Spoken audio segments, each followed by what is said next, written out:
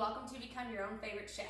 So we have almost been social distancing for a month, and I know that a lot of the stresses that come with that make at least me want to eat my feelings and eat a lot of comfort food, but that's not going to help me not keep gaining that Corona 15. So I've decided to make a classic recipe that I actually make all the time, yellow squash casserole. This one tastes just like Dixie Cafe's classic side dish if you've ever had it. It's very decadent, very comforting, but with a little bit less butter and fewer breadcrumbs than Dixie Cafe used to put in, it's pretty dang healthy and you get quite a lot of veggies in it. It is so easy to make, absolutely delicious, so let's get started. Oh, and yeah, I'm in my Corona outfit. So first, I just want to run through the ingredients and some alternatives if you need them. Since we're all in the Corona quarantine, we might not have all the foods that we're wanting right now for all these recipes. So here I have 1, 2, 3, 4, 5, 6, 7, kind of small, medium-sized, just yellow squash. You can get these year-round. This is an awesome recipe to use at any time of the year. If you've got some bigger ones, 5 is fine. Make sure that you wash these down very carefully, especially now with the Coronas. This recipe, I usually put a whole yellow onion in it, but this is my last onion and I need it for some meatloaf later. So I'm just going to use half of an onion today. I go for the whole one if you got it. And then if you like garlic, I like to add a clove or 2 or about a tablespoon of minced garlic. If you don't like garlic, you can totally leave that out. I'm going to use 4 eggs for this. If you don't have 4 eggs, you can use 2 or 3. It works mostly as a binder, and then the more eggs you use, it just gets a little more souffle-like in texture. We need a half a stick of butter. Just makes it taste a little better, but I have also left butter out many times just to be a little healthier, so that's up to you. And then I have dried Italian breadcrumbs.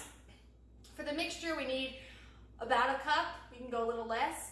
And then at the end, we're going to sprinkle about 1/4 of a cup on the top before we cook it. So let's start chopping.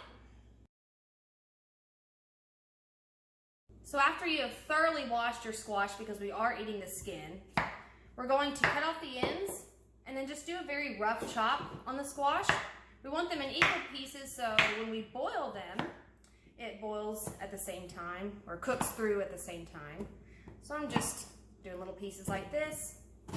Once all your squash is cut up, just fill it with water so that everything is immersed. Add a couple teaspoons of salt. You always want to add more salt than you think when boiling stuff. And I'm going to put this on medium-high heat for about 20 minutes or until everything is fork tender.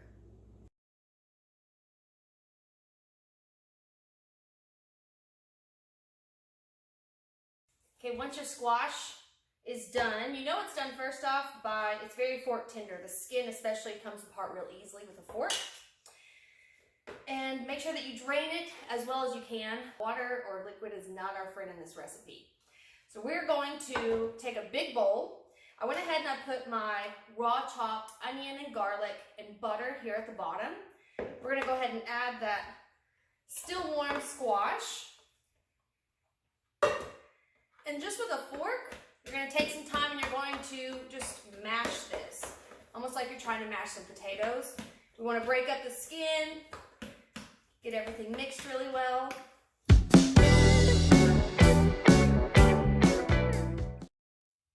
All right, once everything's mixed pretty well, let's go ahead and add our salt and pepper for some seasoning. I've got a teaspoon of salt, got a half a teaspoon of ground black pepper, and then we can add our eggs.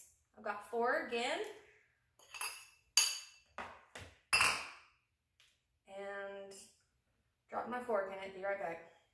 New fork.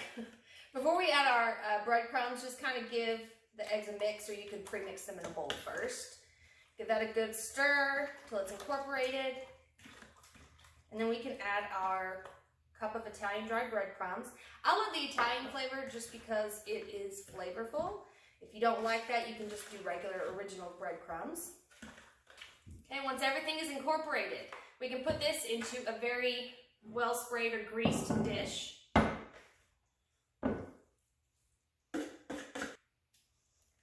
And then the last step is just to sprinkle some extra breadcrumbs over the top to give it a nice crunch. So the breadcrumbs, I usually just eyeball it. You just want an even, thin coat over the top. And this is ready for the oven for about 45 minutes at 400 degrees.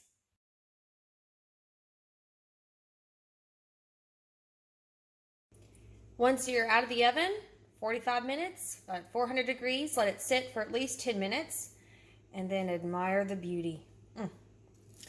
I love the corner pieces. Let's see what this looks like inside. Oh, gorgeous.